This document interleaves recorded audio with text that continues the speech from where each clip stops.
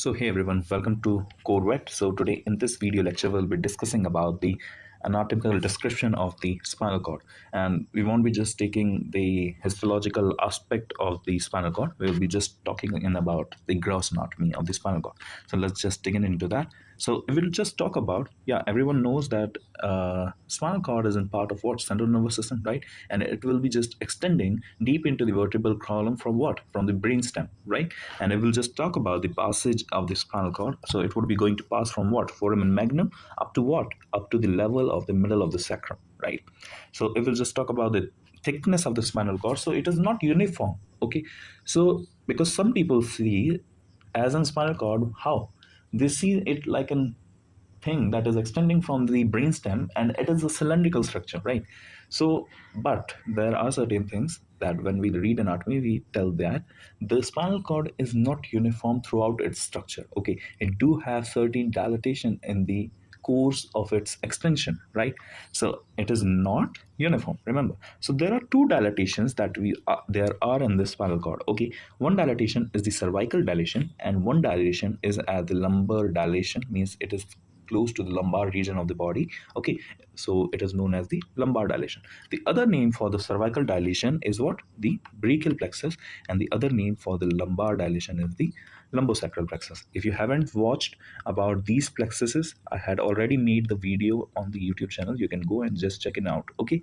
So now if we'll just see, I told you that the spinal cord is not uniform. It is not uniform. There are certain dilation. So you can see over here that this is the cervical dilation, right, from which the brachial plexus arises. This is lumbosacral dilation, okay, where the lumbar plexus is going to arise, okay? So I hope this particular part is clear, and we'll just talk about, see, the growth. It will just talk about, because we all know that spinal cord is going to travel in what? It is going to travel in the vertebral column, okay? But there is a point to notice that the vertebral column, the length of the vertebral column is always more than as compared to the spinal cord, okay? So because the growth of the spinal cord is less because the growth of the spinal cord is less as compared to the growth of the vertebrae, right? And it will just talk about now certain terms like phylum terminale, conus medullaris is going to come in here, and these terms are important, okay, in perspective of the examinations, right? Now the spinal cord ends at the level of the second sacral, okay, vertebrae, and in a tapering and a pointed manner, okay? And that tapering of the spinal cord means the termination of the spinal cord in a tapering and a pointed manner is known as what? It is known as the conus medullaris, right? And a very thin cord extends from the conus medullaris, which is what, an extension of a pia mater only, okay, from the first to the level of what? To the level of the first coccygeal vertebrae, which is known as what? Phylum terminale, okay? Which is not a nervous element, it is just an extension of a pia mater, right? Now if we'll just talk as, see, there is one thing, let me just tell you, wait a second. As I have said you, see, consider this to be the vertebrae. I am just drawing it like this. These are the vertebrae, right? I had told you that what? This is the what? Spinal cord, right? This is spinal cord. I had told you that the spinal cord will be ending at the level of the mid-sacral, right? Okay, you can say like mid-sacral, right? But there is in part what? The spinal cord is ending. See, near about 37 pair of the spinal nerves are there, right? It is not like, see, consider, so you just consider over here, okay? See, consider that this is a spinal nerve which is going to arise. Does it arise? There are two paths to arise from the vertebral canal, okay? Because spinal nerves are something which is the extension, right? They are going to extend from the vertebral canal through the intervertebral spaces, right? Now intervertebral foramen, sorry, not the intervertebral spaces, from the intervertebral foramens they are going to pass in, right? Now does it like that the spinal cord will be going to arise what? Spinal nerves, right? Does those spinal nerves are going to pass from the intervertebral foramen which is closer to them, or the spinal nerves are going to pass from something which is known as the assigned intervertebral foramens. Okay, see, it is not like I'm making a statement, just remember it.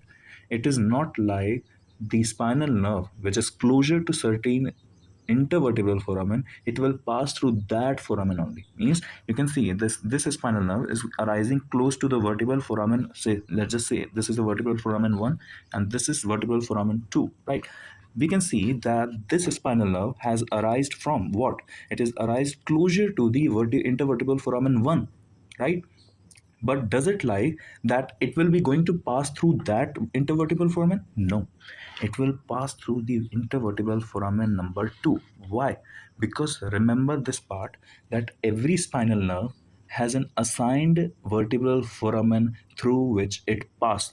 Even though if the spinal cord is going to end before the levels of the vertebrae, I had told you the length of the vertebrae is more than that of the spinal cord. Okay, so even though the spinal cord is ending before the what, the level of the vertebrae, the spinal nerves that are going to be arising from the spinal cord, it will just pass on from the assigned foramen that are there to them, right? Because you can see over here, I'm again giving an example that the spinal nerve, this spinal nerve which I have marked through the orange, it is closer to the what? It is closer to the intervertebral foramen number 1, but it is not assigned to that. Okay, it is not assigned to that, so it will going to just pass down and pass through the intervertebral foramen 2. I'm just giving a hypothetical example. It is not like foramens are numbered like 1 2. Okay, they are not numbered like 1 2. Okay, but remember this part, that every spinal nerve has a certain assigned intervertebral foramen through which they passes. Now just read on the text what I had written over here.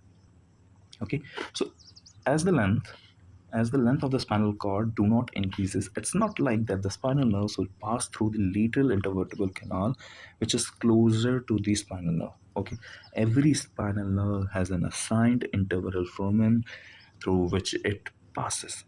Okay, means every nerve has an assigned intervertebral foramen, and for which, even though if it has to travel deep down into the intervertebral foramen, intervertebral canal, okay, it will go downwards and pass through only that intervertebral foramen which is assigned to it. Okay, just remember this. As the length of the intervertebral column increases, right, the spinal nerves travel caudally. Means it is going to see, you all know that animal has an anterior portion and a posterior portion, or the caudal portion. So the brain is here of the animal, right? So if the animal brain is in the anterior position or the cranial position, so the spinal cord will obviously run backwards, means caudally. Okay, so the spinal nerves will travel caudally and passes through the lateral intervertebral foramen which are assigned to them. Okay, and these nerves forms an horse-like tail which is known as the cauda equina. Just remember this.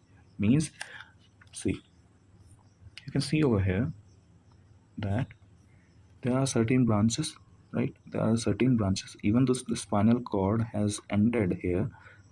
Wait a second. Even though the spinal cord has ended here, still the branches are going downwards, right? And it will go appears as an horse tail. Okay, it will appear as an horse tail. Appearance would be there because as the all the spinal nerves are going caudally to just pass through the assigned intervertebral foramen, it will going to give an appearance like an horse tail, which is also known as cauda equina. Okay, just remember this because it is important. It is an important point that you should know, right?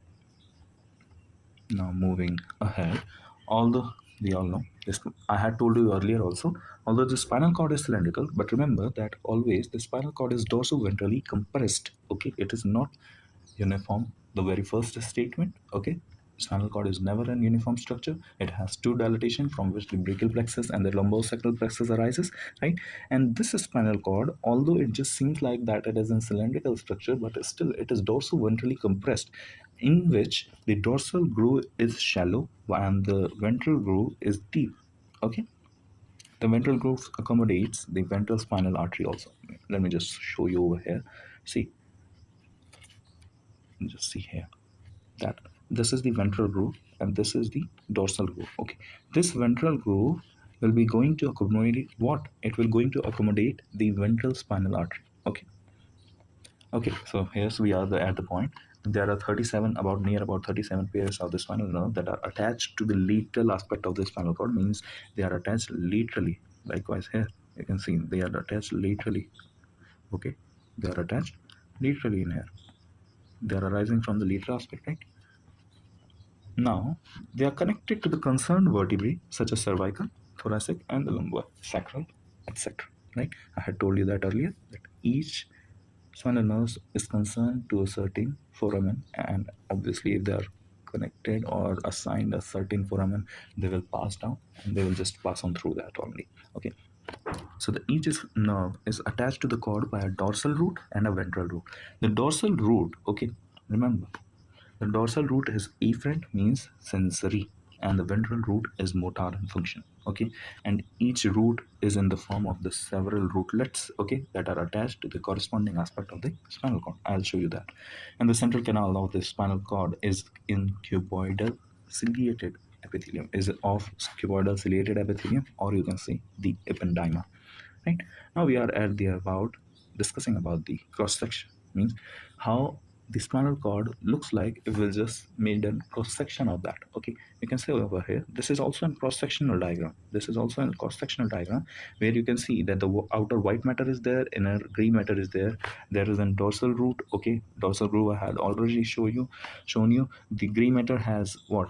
Dorsal horn and the ventral horn as well, right? You can see that there is the at the dorsal horn, the sensory neurons are going to come from the distant organ. Okay, and from the ventral horn, the motor function neurons are going to initiate certain response towards the sensory stimuli that has arisen from the distant organ, which just reached the dorsal horn, and then it will just relay the signal and just pass it on from the ventral horn, and then the motor function will be initiated, right? So this was about this. Now let's just discuss it about. Okay, so there are three important aggregation of the nerve cells that is there in the gray matter. Okay. There is a ventral horn, lateral horn, and the dorsal horn. We just talk about the ventral horn. There are three neuronal cells that are there: alpha, beta, and the gamma. Okay, so the collection of the bodies of the multipolar cells whose axons makes the ventral root. Okay, so means there are the collections of the bodies of the multipolar cells, which I had already told you, the alpha, beta, and the gamma. Okay, they are going to form what? They are going to form the ventral root, right? And the ventral horn is also known as the collection of the motor cells, right? The alpha, beta, and the gamma. The gamma is the smallest neuronal cells that is there in the ventral horn, and the alpha is the largest. Beta resides in the median. Okay, axons of all these three neurons leave the spinal cords through the ventral root and reach the striated muscles for the motor response. I had told you that the efferent stimuli will be coming to that dorsal root of the vertebral column, okay, of the spinal cord, to be correct. Okay, see what happens, that every time a stimuli is generated from the distant organ, okay, it will come first to what? The dorsal horn, right? After which it will relay, or it will process, and then it will pass the motor function through the ventral horn. That's what's written in the text over here, right? We just talk about the dorsal horn. Okay, just discuss about the dorsal horn. So it is formed of what? Dorsal horn cells, which is sensory. Okay, and when present in the dorsal horn, they act as a relay station for the dorsal nerve roots. Okay, and these are what? These are the collection of the nerve forming dorsal root, which are situated outside the cord in the dorsal root ganglia. Just check it out here, that you can see that there is a dorsal root ganglia which is situated outwards, right? The dorsal root ganglia is situated outwards the dorsal horn, right? Now just look at the lateral horn. So the lateral horn, it is an autonomic, okay, and situated at the lateral aspects of the horn, and it will be going to relay the autonomic sensation that is there in the body. Okay, the connection between the horns at the gray matter is known as the gray commission. Let me just show you where the gray commission is. So this is the gray commission. This is the gray commission from where the what your both the horns are going to attach in, right? Okay, and the white matter of the spinal cord is connected by the white commissure. It was just above that, right? This is the white matter, and this is the white commissure where the things are going to attach, right? The point end of the dorsal horn is translucent in appearance and known as the substantia gentulosa, right? Remember this. The point of the dorsal horn which is there in the gray matter. Okay, it is what? It is translucent. The pointed end of the dorsal horn is translucent, and it is appearance. This appearance is known as what? Substantia gentilosa, right? If we just talk about the white matter, so the white matter of the spinal cord is divided into three parts on each side of the column. Okay, and the column of these nerve fibers are known as what? Funiculi, right? These are known as funiculi.